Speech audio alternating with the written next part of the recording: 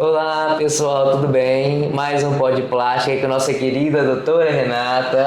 Agora nós vamos mudar o tema. Como vai, Dr. Fabrício? Obrigada. Agora, pessoal, a gente vai falar da importância de ter um advogado, né, um escritório de advocacia por trás de uma clínica médica.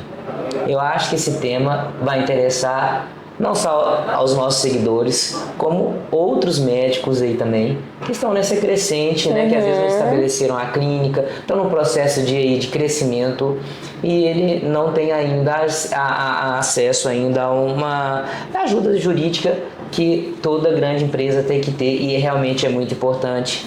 Chega um tempo que a gente precisa, por diversos motivos, ter advogados conosco para que tudo flua bem, tanto para o médico quanto para o paciente, para os colaboradores. Exatamente. Né, em todas as áreas aí que vocês ajudam aí. Então, queria pedir para você falar um pouquinho, doutor Renato, sobre a sua empresa, se contempla só a parte médica, o que vocês contemplam, né, e como é essa parceria que vocês têm aí, né, da sua empresa, aí você se apresenta com a nossa empresa Clínica Nishimoto. Isso. O nosso escritório, né, que é o Guimarães Pompeu, ele atende a Clínica Nishimoto. O que eu acho que é importante a gente dizer é que toda vez que a gente pensa em advogado, a gente naturalmente associa a existência de processo. Sim. E, na verdade, o que a gente faz aqui na clínica é exatamente o contrário. Sim. A gente faz, quanto mais a sua gestão, né, das atividades estejam regulares, sim, muito menor a possibilidade de ter qualquer desavença entre paciente e médico. Porque as coisas estão explicadas, elas estão claras, elas estão regulares, sim, elas estão atendendo às normas. Né? Então, o escritório de advocacia, ele faz isso que a gente chama de consultoria, que a gente atende esse lado que é preventivo, né? Então, por exemplo, a gente faz uma análise das exigências da vigilância sanitária para que a clínica preencha isso, que é uma coisa importante para o paciente saber. A infraestrutura da clínica, que deve ter um perfil específico exigido pela própria vigilância sanitária, para manter, né? Às vezes a gente vê notícias na mídia de contaminação, de falta de higiene, de clínica, etc. Então, tudo isso quem controla é o órgão da vigilância sanitária, que deve ser atendido pelas clínicas, né? As clínicas também, elas vão ter o contrato de prestação de serviço com cirurgia plástica, que vai ter as combinações que são feitas entre paciente e médico, mas principalmente, antes até do termo de consentimento esclarecido, o próprio contrato já traz algumas informações importantes para o paciente. Principalmente cuidados pré- e pós-operatórios. O escritório de advocacia também faz a parte do termo de consentimento esclarecido junto com os médicos. Sim, isso aí, né? Pessoal, é todo termo que aqui, toda pessoa que vai operar precisa estar ciente do que pode acontecer na cirurgia. É isso que ela está falando, termo de consentimento livre e esclarecido. Isso. Então a gente faz assim a quatro mãos porque o cirurgião plástico nos informa sobre a parte médica e nós traduzimos numa linguagem, né, preocupada com a informação do paciente para que aquele termo ele leia, ele compreenda, a informação fique clara, né? Um outro aspecto que é importante. Só um minutinho, então, tipo assim, se a pessoa veio aqui, me procurou, marcou consulta, vai fazer lipoaspiração, abdominoplastia, mastopexia. Então ela vai ler, ela fala assim, vou operar. Então a gente vai dar um termo, um de lipoaspiração, um de abdominoplastia, um de mastopexia, para que ela saia totalmente consciente do que pode acontecer no pós-operatório. Então, isso que ela falou. Então existe esse termo, isso vai, né? Esse termo é elaborado pelos nossos colegas aí do direito, para que chegue da melhor maneira para que você leia, entenda, assine, né? E fique sabendo sobre tudo. Não tem nada que é escondido do paciente, não. Exatamente. Então é importante que a gente vê um outro trabalho que não é o costume a gente associar com os advogados, né? E, por exemplo, um outro aspecto importante, né?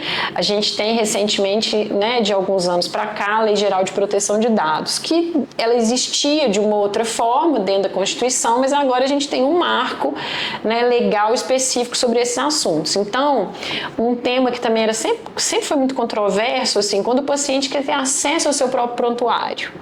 Como os dados que estão ali são do paciente, esse documento ele pertence ao médico e ao paciente. Certo. Ele deve ficar guardado pelo médico, mas o paciente tem o direito de obter uma cópia. Claro. E muitas vezes a gente informa assim, essa cópia ela deve ser fornecida ao paciente. Ela não pode ser recebida por uma terceira pessoa, já que os dados do prontuário são dados sigilosos. Então, muitas vezes o paciente pode requerer e pedir para alguém, um terceiro, ir lá buscar. Por exemplo, é uma orientação que a gente dá para a clínica para que não seja entregue. Sim. Porque é o próprio titular das informações que deve recebê-las, exceto se ele outorgar uma procuração, por exemplo, para o terceiro, para que o terceiro tenha acesso àquele documento.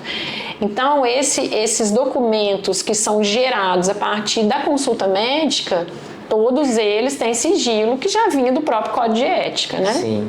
Temos também, pessoal, além de termo, né, de consentimento, né, a gente tem também o contrato de prestação de serviço. Exatamente, que vai trazer as regras, né, do procedimento, quais são os procedimentos, as formas de pagamento, né, eventuais penalidades para as partes que não cumprirem o seu papel dentro daquele contrato, qual que vai ser a data da cirurgia, onde que ela vai ser realizada. Então, esse contrato de prestação de serviços, ele deixa tudo muito claro para o paciente.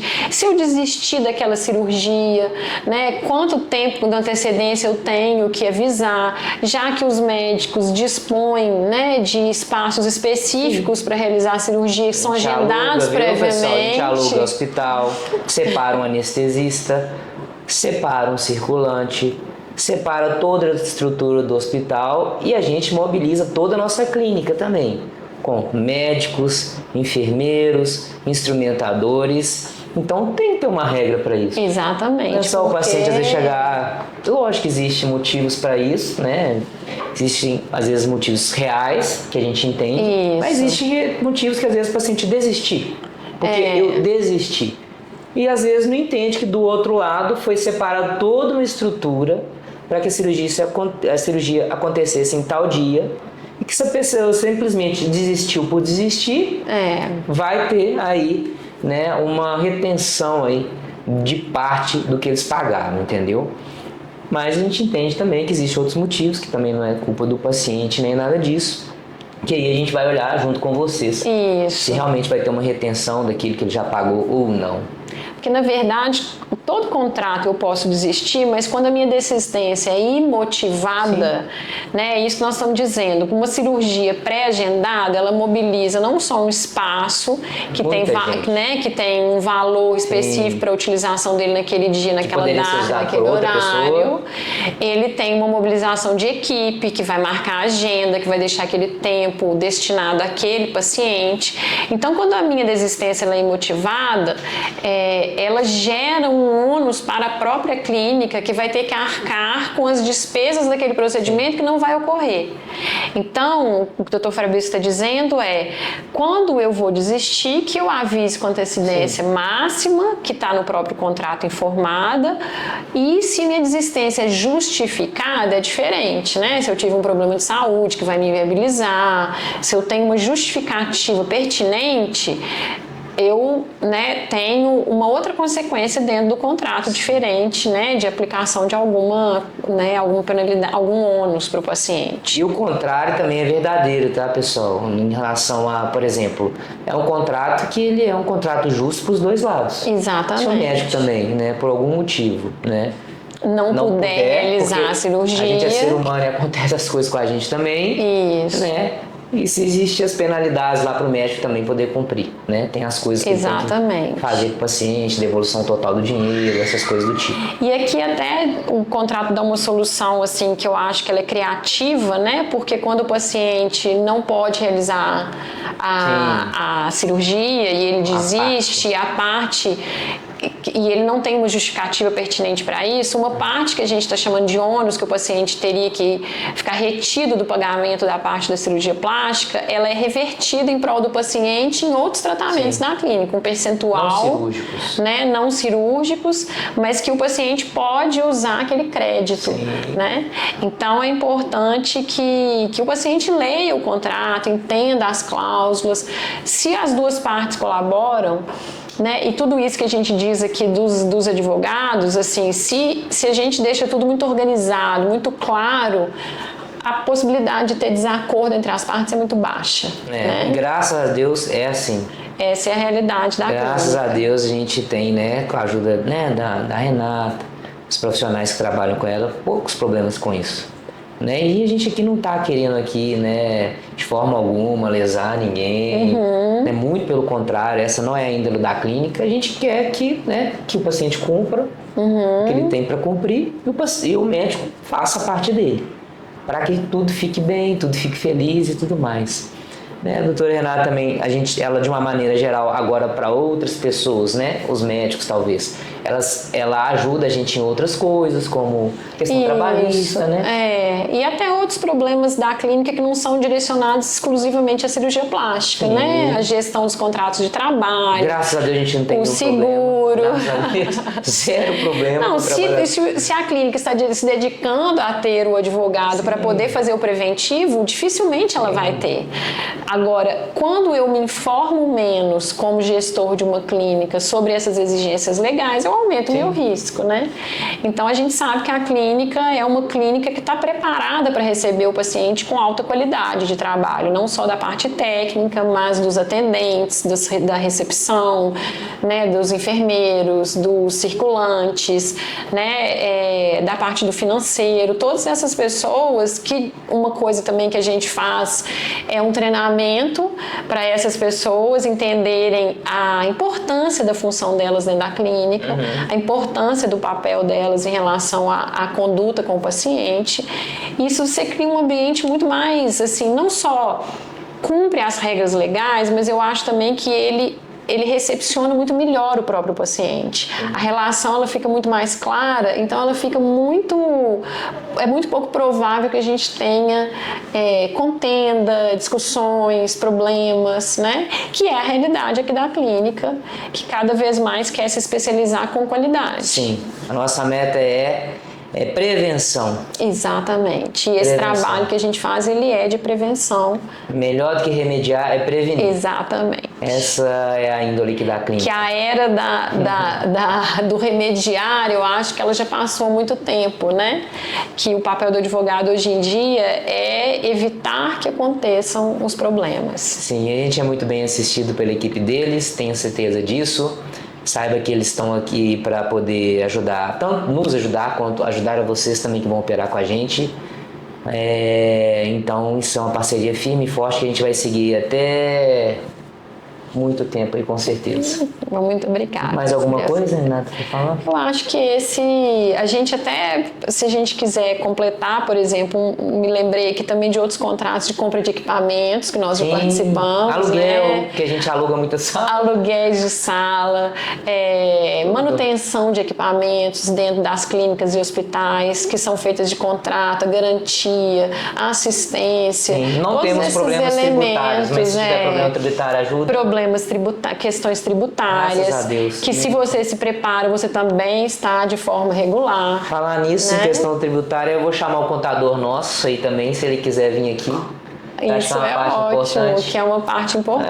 Acho que outros colegas que mexem com isso também na área médica vão querer saber isso aí também. Vamos fazer um dia desse, hein, Helena? Questão tributária, chamar o nosso contador. Vamos fazer com marketing também. Essencial. Né? Botar vocês aí que estão aí do outro lado, botar para sentar para a gente conversar e como a gente faz nosso marketing, que é um marketing, acredito eu aí, pelo que eu vejo aí de outros colegas, é um marketing diferenciado. É verdade. Um marketing informativo, né? E pra gente ir mostrando aos poucos aí que a clínica Nishimoto não é só cirurgia. Não é um procedimento, tem muito mais coisa por trás para que você aí, quando venha fazer sua cirurgia ou qualquer outro procedimento aqui, se sinta seguro. Então os próximos, viu, Helena, já pode botar aí. Vocês do marketing, vocês vão sentar aqui como então vai sentar você, Paola. Se Helena consegue direitinho, Paola, a Carol também é tranquilo. E nós vamos fazer. Vocês botam um play aí, corre todo mundo pra cá e a gente filma, beleza? E também eu vou chamar aí nosso contador aí para fazer um bate-papo aí muito em breve. Mais alguma coisa? Eu acho que é isso, Fabrício. Então, mais uma vez, muito obrigado. Aqui a gente encerra a participação da Renata aqui nesses 3 temas muito legais. Aí, se um dia a gente, né, se vocês tiverem uma questão que vocês querem que trate aqui com ela, bote aqui embaixo, a gente vai chamá-la de novo, fazer outro podcast aí que foi com certeza muito interessante.